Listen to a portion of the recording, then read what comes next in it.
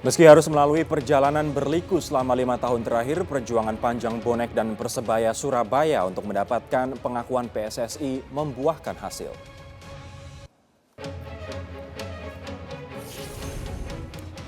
Komunitas masyarakat anti-hoax menggelar aksi serentak di berbagai kota. Mereka mengajak masyarakat untuk kritis dan tidak menyebar berita palsu atau hoax.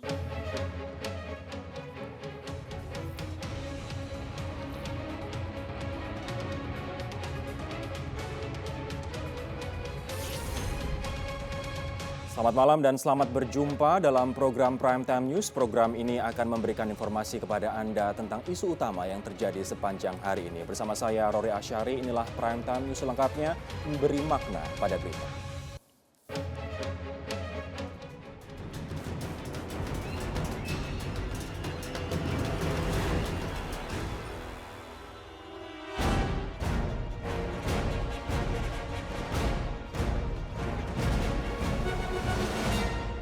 Pemirsa, Kongres Tahunan Persatuan Sepak Bola Seluruh Indonesia hari ini melahirkan 5 keputusan terkait kiprah sepak bola nasional.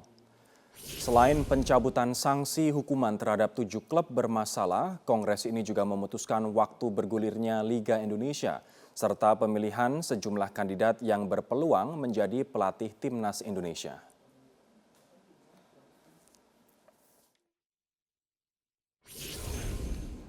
Dalam sambutannya di gelaran Kongres Tahunan PSSI di Bandung, Jawa Barat, Menteri Pemuda dan Olahraga Imam Nahrawi berharap Kongres PSSI menjadi momentum rekonsiliasi bagi semua pihak yang terkait dengan persepakbolaan Indonesia.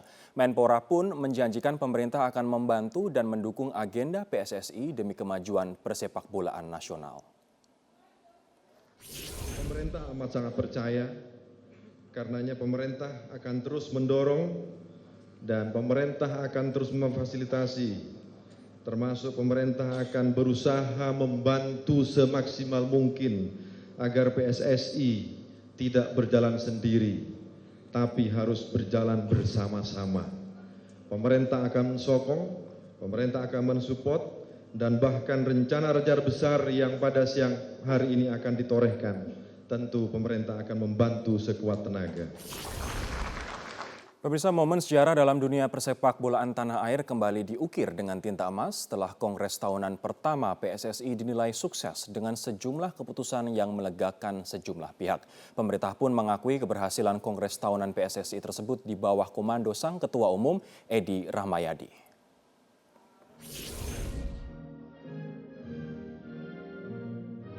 Kongres Tahunan PSSI di Bandung, Jawa Barat berlangsung sukses dengan sejumlah keputusan yang melegakan sejumlah pihak.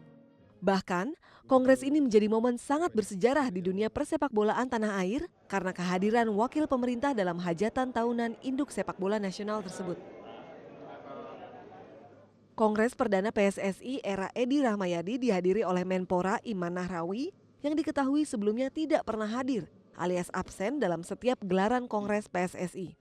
Selama Kongres PSSI ini, syukur alhamdulillah baru satu kali ini Bapak berkenan hadir. Mudah-mudahan insya Allah tanda baik untuk kemajuan kita semua. Tidak hanya bagi PSSI, Kongres ini pun juga menjadi hadiah spesial bagi 7 klub yang terkena sanksi di era PSSI sebelumnya.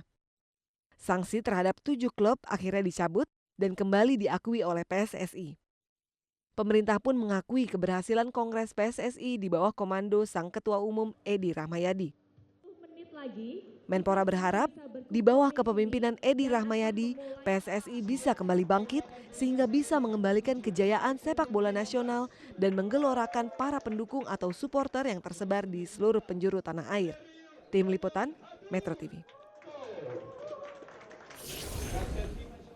Kita akan membahas keputusan PSSI ini dengan Ketua Umum PSSI Edi Rahmayadi yang bergabung bersama kami dari Bandung, Jawa Barat. Pak Edi, selamat malam.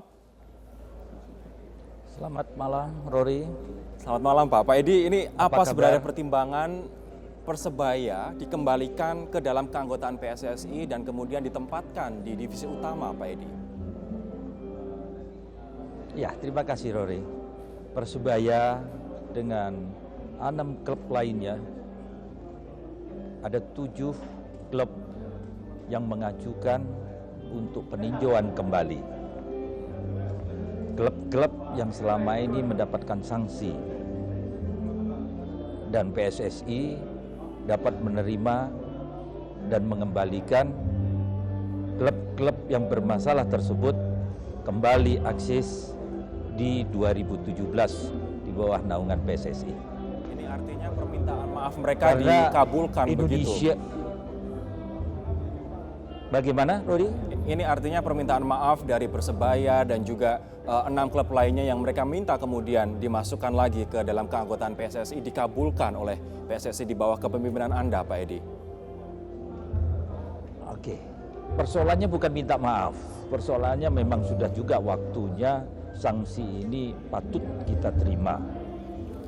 Karena pertimbangan kita dengan jumlah penduduk kita yang 260 juta, 250 juta, kita memerlukan kurang lebih 150 sampai 300 klub ke depan untuk menampung atlet-atlet sepak bola untuk berlatih sebagai tempat naungan untuk berlatih di klub-klub tersebut.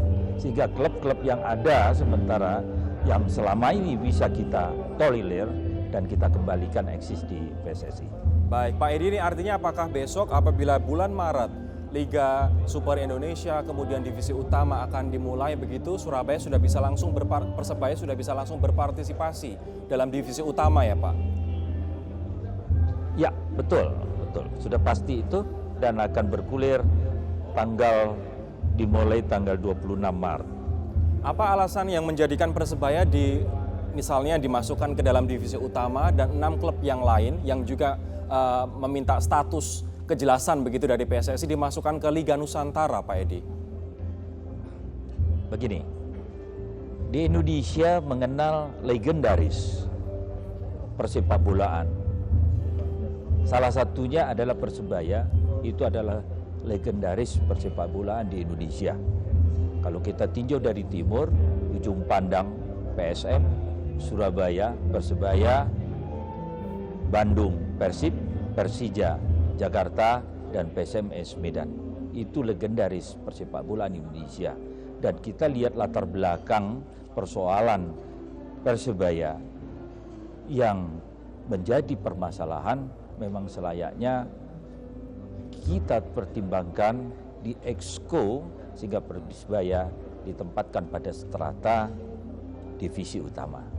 Baik, Pak Edi, saya akan mencoba menarik ke permasalahan ataupun isu yang lebih luas begitu. Roadmap untuk kompetisi sepak bola di Indonesia ke depan akan seperti apa? Karena banyak sekali permasalahan yang mendera persepak bolaan kita, mulai dari manajemen dari klub yang tidak profesional, kemudian kesinambungan dalam pembinaan yang ini terus saja kita alami begitu, kemudian masalah finansial yang juga mendera sebagian besar klub kita, Pak. Oke, di dalam PSSI ini, satu mengelola pembinaan, yang kedua industri. Nanti saya akan berbicara tentang industri. Pengelolaan pembinaan yang diatur dengan usia yang ditentukan. Ada usia 17, 19 sampai 21 itu berada pada posisi pembinaan Liga Nusantara. Berikutnya adalah divisi utama yaitu di usia 23 sampai ke 21 dan selanjutnya ada senior adalah 23 ke atas. Ini yang kita siapkan yang disebut adalah ISL. Ini sudah diatur khususnya untuk divisi utama kita mengatur secara Ryan 1, Ryan 2 dan Ryan 3. Ryan 1 itu berada dari Aceh sampai ke Lampung, Ryan 2 adalah Jawa, Kalimantan, Ryan 3 adalah Bali sampai ke Papua. Dengan putaran-putaran yang diatur sebelum lanjut, secara mudah-mudahan. Mohon maaf Pak Edi, sebelum lanjut ke poin berikutnya, kemudian apa yang membedakan dengan pembinaan di bawah naungan PSSI yang lalu sehingga masyarakat pantas optimistis bahwa PSSI di bawah kepemimpinan Anda, pembinaan pemain-pemain mudanya akan jauh lebih baik? Ya, kita lihat kalau kita lihat di Belanda sana, ada jumlah populasi penduduk Belanda itu 16 juta, tetapi dia mempunyai pemain sepak bola sampai 1.200.000. Di Indonesia penduduk kita 250 juta, tapi pemain kita hanya 56.000. Dari situ, bergerak dari situ, kita saat ini membina cenderung dari usia dini. Kita tingkatkan usia dini, kualitas usia dini, sehingga kita perhatikan dari mulai postur, gizi, sehingga kelak pada masanya di usia 21, 22 sampai ke 28 mereka siap dikatakan menjadi atlet bola yang andal. Baik, terkait dengan manajemen klub sendiri Pak, akan seperti apa? Akan seprofesional apa nantinya manajemen klub kita? Manajemen klub kita atur, saya sudah mengatur bahwa dari mulai ketua dan langsung membawahi wakil ketua, itu satu wadah, exco, dan membawahi beberapa staf divisi dan industri kita tarik ke dalam yang mengelola langsung oleh divisi. Sehingga industri yang kita atur inilah untuk menumpang kesiapan pembinaan persepakbolaan ini. Nanti akan kita gali lebih dalam soal industri yang masuk untuk membuat klub ataupun kompetisi kita lebih profesional dan juga lebih siap untuk berkompetisi Pak. Nanti kami akan membahasnya usai kumandang azan maghrib berikut ini. Tetaplah bersama kami pemirsa di Prime Time News.